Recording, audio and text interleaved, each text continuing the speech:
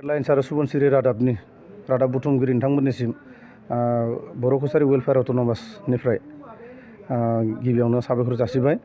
दिनैयो बगिनदि ओनसोलाव थानाय लखिमपुर जिल्लानि माखासे गोरों लाइमोन सेंग्रा सिख्लाफोरनि जे मोनसे टेट कचिं जे अपेनिं प्रग्राम बे प्रग्रामखौ दिनैनिफ्राय जागायबाय। दा बे जागायनायनि सिगांनो आं दायनैसो खोथाखौ नोंथांमोननि माने मेडियानि गेजेरजों आं बुंथिनो लुबैदों। थांनाय सेप्तेम्बर दाननि 3 अक्ट'खालि बे ओनसोलाव थानाय जेसेखिनि लेखा गोरों लाइमोन सेंग्रा सिख्लाफोरखौ लानानै जों मोनसे मिटिं जिरायदोंमोन, जों मिटिं जिरायदोंमोन। दा बेवहाय बिथांमोननि माखासे लुबैनाय, बिथांमोना डेपुटि चेयारमेन हिसाबै बा बर' कसारी वेलफेयार अट'नमास काउन्सिल हिसाबै माखासे मावनानै होजानो बिथांमोना बे समाव खावलायदोंमोन। 1 नम्बरानो जाबाय जायफोरा DLED दङ दा बिथांमोनखौ टेटनि कचिं होनांगौ आरो जायफोरा हायार सेकेन्डारि पास जानानै दङ, BA पास जानानै दङ, MA पास जानानै दङ दा बिथांमोननि थाखाय माल्टिपार्पास जि माने कचिं एबा नलेज शेयारिं जि प्रग्राम बे प्रग्रामखौ बिथांमोना लाना होजानो लुबैदों। आरो बेनि उनाव बे ओनसोलाव थानाय जेसेखिनि लाइमोन सेंग्रा सिख्लाफोरनि थाखाय जिहेथु फैबाय थानाय जि माने समाव आसाम सरकारा 1 लाख साख्रि बाख्रिनि जि मोनसे बिथांमोना बिथांखि फोसावबाय दङ।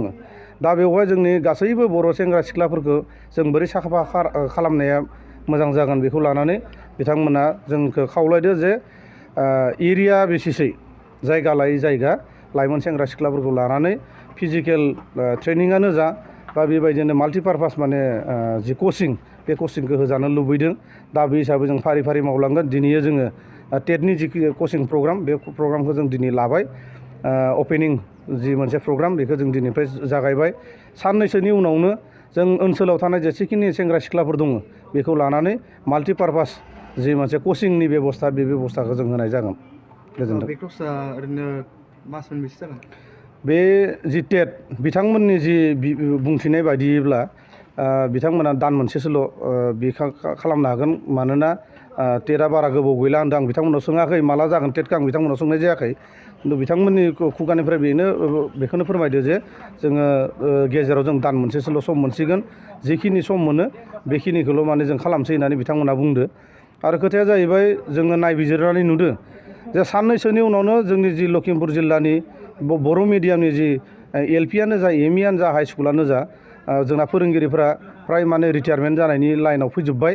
दा बेनि उनाव जोंनि जि माने फोरोंगिरिनि जि आंखाल बे आंखाला रोखा रोखायैनो जोंनि गेजेराव जों नुजाथिनायखौ जों नुदों। दा बेनि थाखायनो बैफोर पस्टफोरखौ फिलआप खालामनो थाखाय जों बै माने गोरों लाइमोन सेंग्रा सिख्लाफोरखौ लानानै जाहाथे टेट होनानै टेटनि गेजेरजों बैफोर पस्टफोरखौ फिलआप खालामनो हायो जोंना बेनो थांखि। आरो बे थांखियैनो दिनैनिफ्राय जों प्रग्रामखौ जों अपेन खालामनाय जादों, माने स्टार्ट खालामबाय आरो दिनैनिफ्राय।